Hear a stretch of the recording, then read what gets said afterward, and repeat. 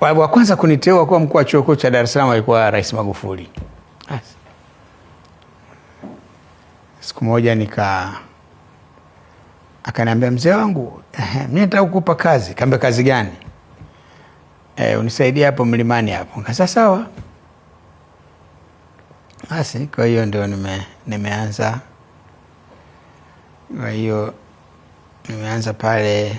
Najua mkuu wa chuo kazi zako sio nyingi. Sio nyingi. Zaidi kazi kubwa inakuwa ni kwenye graduation zile. Graduation ni kutunuku shahada zile na vyeti na diploma. That's otherwise hakuna kitu kikubwa. Ila sasa kwenye masuala mbalimbali ya uendeshaji wa chuo unahusika kwenye mambo mbalimbali. Kwanza kwenye uteuzi ule kwa mujibu wa ile sheria ya chuo kikuu ile, wale watu wote anateua mkuu wa chuo, vice chancellor, deputy, wale watu wote unateua wewe, of course. Lakini tunashirikiana na serikali kama bwana, kwa kaida mnapofanya uteuzi mnaunda search committee kwanza. Search committee wanakuja na mapendekezo yale, nawapelekea kwenye serikali kuwafanyia upekuzi, muone kama kuna yote ana matatizo msio yajua, maana sisi tunawajua kwa uprofesa wao, lakini inawezekana kuna mambo mengine.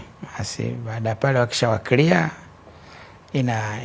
inakwenda kwenye baraza la chuo kikuu, ambapo baraza linakaa na kuwajadili wale na kuja na mapendekezo, alafu naletewa mkuu wa chuo unateua.